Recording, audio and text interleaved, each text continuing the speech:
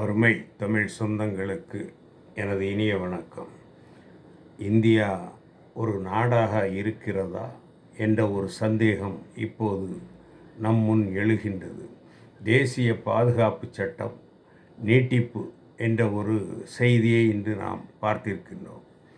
அதாவது டெல்லியில் இளைஞர்கள், அதுவும் கரப்பான்பூச்சி ஜனதா கட்சியை சேர்ந்த இளைஞர்கள் நீட் தேர்வை எதிர்த்து, அதாவது நீட் தேர்வில் நடந்த குளறுபடிகளை, தில்லுமுல்லுகளை வெளிச்சத்துக்கு கொண்டு வந்து அதற்கு பொறுப்பேற்று தர்மேந்திர பிரதான் என்றும் சம்பந்தப்பட்ட அமைச்சர் ராஜினாமா செய்ய வேண்டும் என்பதுதான் அவர்களது போராட்டத்தின் கரு.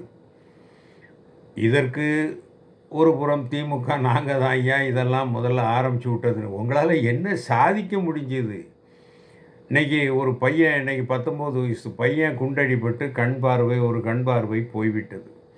இந்த ஒரு அவல நிலையை மத்திய பாஜக அரசு உருவாக்கி இருக்கிறது. அதாவது இது சர்வாதிகார அரசாக செயல்படுகிறது. இதற்கு துணை போகின்ற தெலுங்கு தேசம் போன்ற கட்சிகள் அனைவரும் மக்களுக்கு பதில் சொல்லியே ஆக வேண்டும். இந்த இளைஞர்களுக்கு பதில் சொல்லியே ஆக வேண்டும்.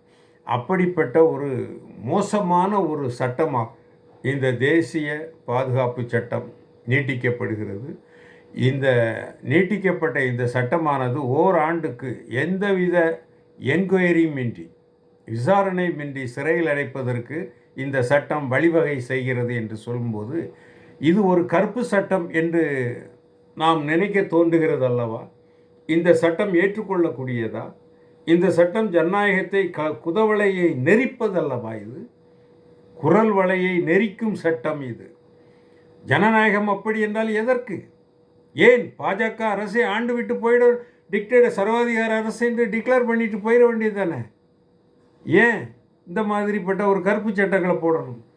ஜனநாயகத்தில் லட்சக்கணக்கான இளைஞர்கள் போராடுவதற்கு என்ன காரணம் என்பதை ஆராய்ந்து அதனை தீர்ப்பதற்கு வழி தெரிவு செய்வதை விட்டுவிட்டு இப்படிப்பட்ட ஒரு கருப்பு சட்டத்தை இயற்றி நாட்டை, ஜனநாயகத்தை குழி தோண்டி புதைக்கின்ற வேலையை இந்த பாரதிய ஜனதா கட்சி அரசு செய்து கொண்டிருக்கிறது.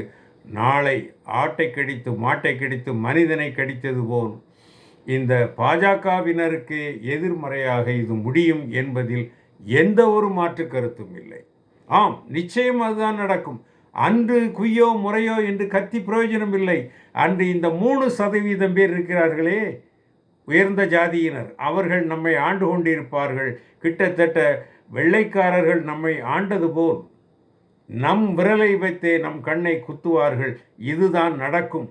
அன்று நீங்கள் கூக்குரலிட்டு கூப்பாடு போட்டு எந்த பயனும் இல்லை என்பதை அருமை தமிழ் சொந்தங்களே புரிந்து கொள்ளுங்கள். இது மற்ற மொழிகளிலும் மொழியாக்கம் செய்யப்படும். எனதருமை இந்திய சொந்தங்களே, நீங்களும் புரிந்து கொள்ளுங்கள். நன்றி.